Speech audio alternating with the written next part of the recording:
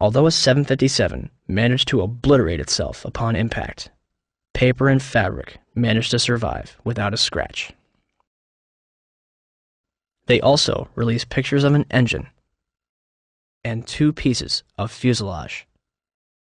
It is not specified where those were found. Once again, the FBI stepped in to supervise every aspect of the investigation. They repeatedly denied family members' requests to listen to the cockpit voice recorder. The FBI gave in on April 18, 2002, as long as the victims' relatives didn't talk about it. And for some reason, the last 3 minutes were unaccounted for. No explanation has been given. Even after Zacarias Moussaouy's sentencing, the actual cockpit voice recorder has yet to be released. The 9/11 Commission concludes that the military was not informed of Flight 93 until 10:07, minutes after it had crashed. We heard the explosion. Actually, our power had gone off, and then we felt a tremor. We had just gotten up, and the next thing I know, it sounded like a missile came across our house. I mean, they were going that fast. It was flying. It was coming from that direction. I have no idea what it was.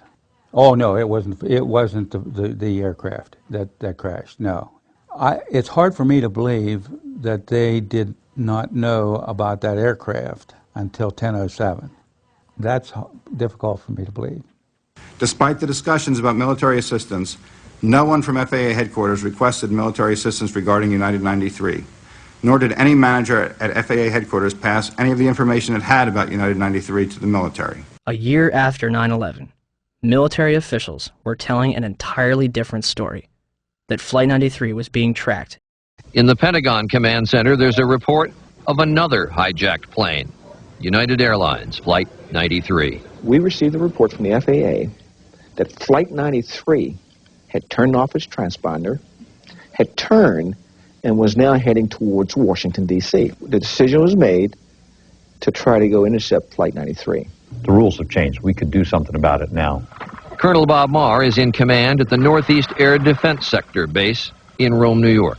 The words that I remember as clear as day was, "We will take lives in the air to preserve lives on the ground." Marr orders his air controllers tell the pilots to intercept Flight 93. United Airlines Flight 93 will not be allowed to reach Washington, D.C. The closure time came and went, and nothing had happened. So you can imagine everything was very tense. Flight 93 is about 175 miles north and west of Washington, flying over Somerset County, Pennsylvania. Up above, a fighter jet streaks by. It was about 10:03 that the fighters reported that Flight 93 had crashed. Eventually, of course, we never fired on any aircraft. When you heard the plane was down without a shot being fired at it, do you remember what you said? We just witnessed an act of heroism. Was Flight 93 downed by hijackers in an open field in Shanksville, Pennsylvania? Or is the truth being withheld from the public?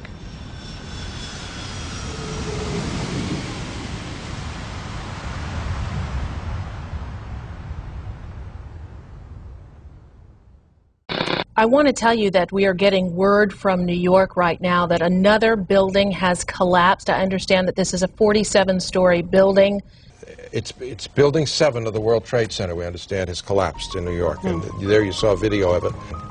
Now, whether we don't even know whether this was something that was engineered for safety reasons or it just happened.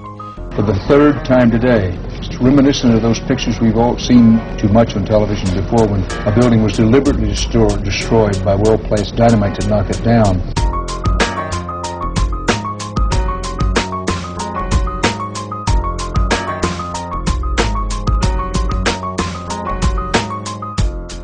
In 1984, construction began on World Trade Center Building 7, a 47-story office building, 570 feet tall, and 300 feet away from the North Tower. It opened to the public in 1987 and housed offices for Department of Defense, Securities and Exchange Commission, and the Internal Revenue Service. Building 7 was considered the Central Intelligence Agency's largest station outside of Washington, D.C., and was also the Secret Service's biggest field office. Numerous cases would be closed due to its destruction. On June 8, 1999, Mayor Rudolph Giuliani's Office of Emergency Management Command Center on the 23rd floor is opened. The command center on the 23rd floor is bulletproof and bomb-resistant, with its own air supply and generators. It's linked to city airports, the Coast Guard, and the Pentagon. Computers will soon have detailed blueprints of every major building in New York City, as well as evacuation routes. Hurricanes and heat waves would be handled here, as well as terrorist attacks. Though New York officials say their facility is not impenetrable, they're confident it could handle even the worst crisis imaginable. Deborah Fayerick for CNN, New York. The 50,000 square foot center has reinforced, bulletproof, and bomb-resistant walls, its own air supply and water tank, beds and showers, and 3 backup generators. It has countless monitors which oversee police and fire department responses, and it is staffed around the clock. Hours before the first plane would strike the World Trade Center, Building 7's alarm system would be placed on test status at 6:47 a.m. for a scheduled period of 8 hours.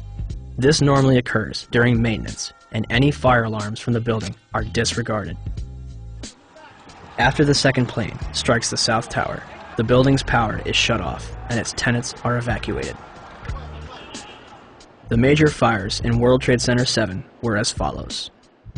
On the east face, between floors 11 and 12. On the north face, on floors 7 and 12.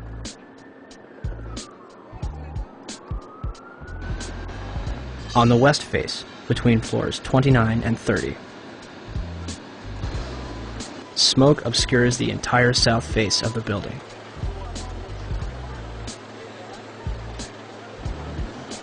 By 3 p.m., Chief Daniel Nigro of the FDNY had set up a collapse zone around Building 7. After 4 p.m., news outlets began reporting that the building had collapsed. We are getting information now that one of the other buildings, Building 7, in the World Trade Center complex is on fire and has either collapsed or is collapsing.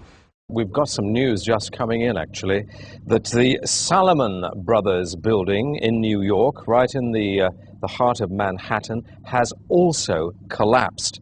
Now, more on the latest building collapse in New York. You might have heard a few moments ago I was talking about the Salomon Brothers building collapsing, and indeed it has. Apparently that's only a few hundred yards away from where the World Trade Center towers were. And it seems that this was not a result of a new attack. It was because the building had been weakened during this morning's attacks. We'll probably find out more now about that from our correspondent, Jane Stanley. Presumably there were very few people in the Salomon building when it collapsed. I mean, there were, I suppose, fears of possible further collapses around the area.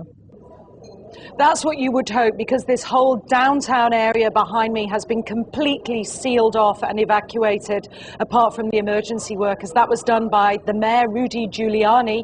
Jane, I think many of us, when we heard the news, perhaps on the radio earlier today, were completely flabbergasted by it and just couldn't comprehend it. I mean, it almost sounded too far-fetched. I was wondering what it's felt like for you being in Manhattan. Well, unfortunately, I think we've lost the line with Jane Stanley in Manhattan. Perhaps we can rejoin her and follow that up later. Where did CNN and BBC get their information, especially considering the building was still standing directly behind their reporters? The collapse of the building at 5:20 p.m. would cause speculation as to how it fell. The collapse of the main structure takes place in approximately 6.5 seconds, and the building falls symmetrically into its own footprint, barely damaging the surrounding structures. It will create a pyroclastic cloud that mushrooms down surrounding streets. Initially, it is assumed that the building's diesel tank may have been responsible for the collapse.